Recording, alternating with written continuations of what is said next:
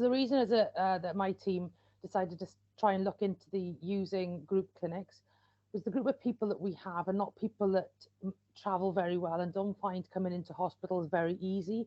So something that could be done online was really helpful for that group of people. But also we were setting these things up while COVID restrictions were still quite significant. So for us, it was really handy being able to actually have these clinics rather than having to wait until these restrictions lifted and then starting them at that point. The reasons why we set up virtual group clinics in Swansea Bay Health Board was to look at a better way of delivering services for patients. So we had challenges with waiting times and we had challenges with COVID. So the reason why we set this up was to reduce our waiting times and provide a service for patients that was better than what we were trying to do.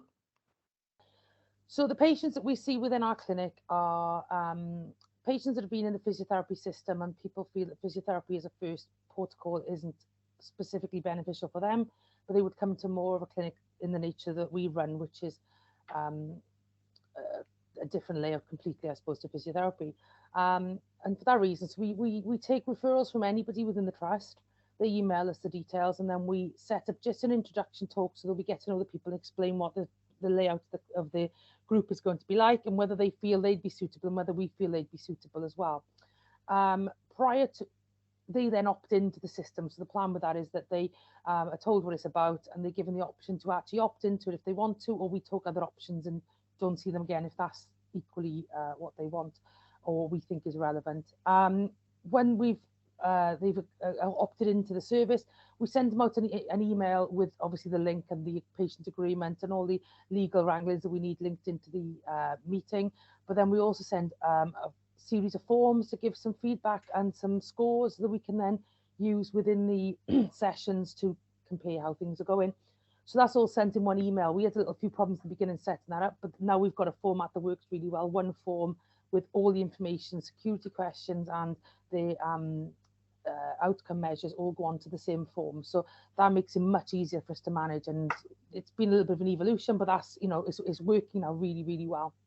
We do 6 sessions over 6 months, purely because we deal with a chronic condition. So chronic conditions don't change in the short term. But we have found that we do too close together in the beginning just to start the ball rolling because a lot of things are discussed and talked about. And I think we lost a bit in translation the first month. So we set the first session up and then we do the second one within 2 or 3 weeks. And then it's a month after that for the remaining 4 other sessions. So that's just over 6 months between them all. So we invite between 6 and 8 people. We generally get around the 5 mark, and I think more than 5 or 6 we found quite difficult because people with chronic pain do tend to talk quite a lot. So so I think 5 is an optimum number for us, but we always invite 6 to 8 because we often get a few people that don't turn up or there's an issue with it. So our initial population is probably 6 or 8. But an admin member of staff who helps us to just collate all the emails and send all the invitations out. Yeah, so we have a facilitator and a clinician, and we rotate between us by courses who takes which role. There's mainly 2 of us involved in the service, but we are trying to recruit a couple more in to help us because it's become, more popular and we are doing more and more cohorts of them. We did a webinar just at the start of COVID, and I think we found as a department that a lot of patients were really concerned, the patients with rheumatoid arthritis, about their conditions. Should they have their vaccines? Should they continue taking the medications? We were overwhelmed with calls from patients just asking for a bit of advice and things like that. So we decided to do a webinar, and what we did, we sent out a text message to all those people that were registered under rheumatology, inviting to come to this webinar just to ask some questions. The webinar had a consultant rheumatologist there, a clinical nurse there, and a facilitator. And we sort of took questions and we had sort of a design of what we wanted to do from that. And the patients were asked to submit their questions in the chat. We sort of put some themes together from the chat and we put that to the consultants. So that was really successful. We had a really good success rate from patients coming through, and we wrote up the lessons learned from that. So that was quite a successful webinar that we did have. Set up a group clinic for biologic patients in rheumatology. Every patient used to have a half-hour clinic slot where they'll be counselled by the clinical nurse specialist. And what we found, it was quite repetitive. So what we set up was a group clinic for biologic patients, whereby we invited 10 to 12 patients to the session. We set up the design where we have the template about what we wanted to discuss and what people could expect from the session. And then we did the sort of group clinic whereby the nurse would give some topics for discussion. Each patient then we'd go to each of those patients to ask if they had any specific questions to their individual needs. And that was quite successful. So the clinics that we set up have been really helpful in managing quite a difficult group of patients for our physiotherapy team. Really, a lot of the people that come in with more significant and long-term problems, including pain, tend to take up the quite time consuming within the department. So one physiotherapist could spend 6, 8 or 10 sessions potentially with somebody on a one-to-one basis and not get very far in the end at the outcome of that. So within our group, we managed to have 4 or 5 at a time with 2 therapists, but over 6 months, there's a lot more impact to the patient, but also we've had a lot more one-to-one time, really, when you pin it down, really. I suppose they've had much more clinician time than they would have had over a 6-month period otherwise. So I think that's been really beneficial to them as a group, and it's also beneficial to the department because these are the harder patients to manage. So the fact that somebody else is helping out with the more difficult patients is really helpful to the rest of the team. And so in terms of the patient group, also they are people that don't travel particularly well. Usually getting into an appointment was enough that would be exhausting to them. They wouldn't have much activity when they were in the department. So the fact that we are now having an option where they can come into us, they can see us online, we can meet them online, and there is no physical involvement. We have people lying in bed talking to us. We have people sat at home, and that has been a really big impact on the people actually attending multiple appointments. Our attendance rate across all 6 has been really good, 6 sessions, which I don't think we would have had if we were asking people to come into the department. Webinar, we invited the patients to come in to talk about a current topic, which was the COVID at that point in time. We invited patients via the text. We had over 175 patients join the call. And within that, we had a consultant, a nurse specialist, and some facilitators who sort of themed the questions in the chat box. But that had a massive impact. That was only an hour that we had that call for, and that reduced the cost to the department by 85%. So the group clinic was introduced for counselling biologic patients.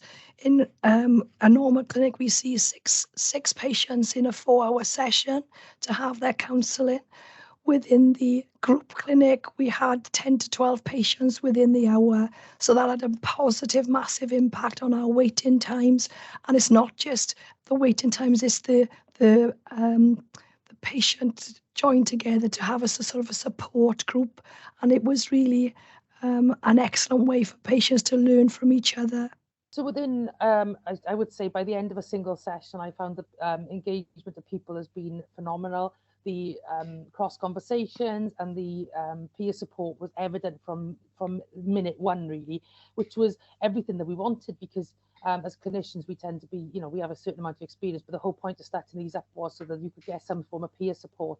And I found that's been phenomenal through it.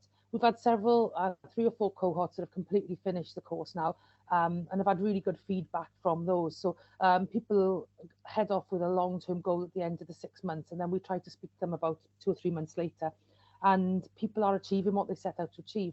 They're small goals by other people's standards, but for these people, they're goals that they would never have got to that point coming through normal physiotherapy way. It would just never have happened. So it's having the longer time frame, the more intensity of help and opinions and suggestions and support has made a massive impact. It's a small group of people, but they, as I said before, they are the really difficult group of people to manage within a physiotherapy team. So the fact that we've got some really good results from those so far has been really encouraging.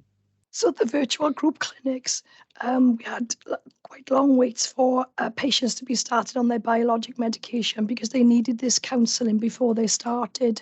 So from the point of the clinical impact, we ensured that the clinicians covered all the information that they needed to cover, that the patients were informed of exactly what the side effects of the medication they were going on.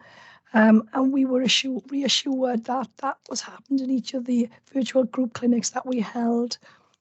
And this did allow us for patients to be seen earlier and start their biologic medication earlier. So the virtual group clinics, when we started, was quite surprising. We didn't expect patients to be so open about their well-being, because obviously the things that we need to discuss when going on a biologic is their previous history, medical history and things like that. So they were quite open, and they were willing to share their experiences with other patients. It was quite refreshing, and it was a learning environment for the patients to be in. So as individual patients, they all seem to really appreciate the nature and layout of the group, and the fact that the peer support role, I can't praise enough, really. They go away with exchanging phone numbers, they help each other out, they share information through the group about practical things, but gadgets, there's all manner of things get dumped into the chat, which everyone uses, and they're people who are quite socially, a lot of them are agoraphobic and not doing lots of things as well. So the fact that we've got an avenue for them to meet new people, and they have kept in touch within their small groups as well, which has been really lovely. So I think that's a huge effect on a group of people who are really socially isolated on time. So it's been really, really helpful for that as well. The social side of things has been fantastic. And people have really fed back, like, as I say, that they found the goal setting has been helpful. Some people have never been set goals before, and they find there's a whole manner of things across the border that they found really helpful from this. So people have left there significantly better, and I think it is mentally, psychologically more than anything else, because physically things don't seem to change, but the reports you have back of any benefits are purely of that kind of level, really. The fact that they're coping better, they're happier, and they just feel more optimistic about things. So it's been really, really helpful to us. We've got a really small team, but we're a small team sitting in quite a big team. So the larger teams really see the benefit of us, and they've been really grateful to have an avenue in terms of moving their more difficult patients. As a small team between us, we've managed to have some more junior members of staff joining us.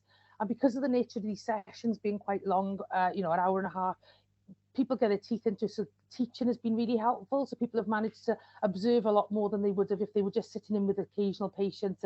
And we get the whole remit of questions in one session, really, rather than you may take 3 or 4 appointments with an individual to get to that. So it's been helpful to learn. It's been helpful to bring people on and help us in that way as well. And as for me and my colleague who run the service predominantly, it's been really reassuring. It's cementing what we've always thought and what we've known, but the fact that it's been a success has been really helpful to us. We feel really happy that we're actually giving a good service to these people that we know wasn't available before. The rheumatology team is quite a small team. I think we were quite enthused after we did the webinar, when we had so many patients coming in, and we were quite enthused about the reaction, because it was quite a new concept at that time. And to run a webinar with 175 plus people on, for us to run a smaller clinic, we thought this is going to be easier. So from the team's perspective, they were quite enthused from the webinar and about what we can achieve going forward. And we started off with the biologic patients, but we can see how we could use this throughout our service in different sort of areas. So from the team's perspective, they can get through far more patients, and seeing those patients start their medication early is quite rewarding for us, because they can see those patients in an hour, as opposed to having those patients coming in for every half-hour slots. So the team is quite excited and quite enthused on how we can use this concept going forward. So the top tips I'd have for anybody trying to set up one of these services would probably be around the things that we found most difficult and took us a little while to iron out. So the invite and obtaining enough information at the beginning for us was quite difficult. Lengthy emails were ignored, and it was quite difficult to get that going. We managed to streamline a really short and snappy email, and by using a Microsoft form to actually get all the information collated into one place, it's really revolutionized our recruitment process to it. And I think the second point for me would be the recruitment issue. We had a talk beforehand, so people just knew what to expect and had some idea of what the layout was going to be like. So we didn't spend too much time in each session then having to run through those kinds of aspects, and people understood the nature of what they were going through. And I found that when we did a lot more information with that, it seemed to run a lot more smoothly. Tips that I would give to anybody who's thinking of starting off the virtual group clinics is to make sure that you have your staff on board, sell the concept to the staff and the team, and get them on board.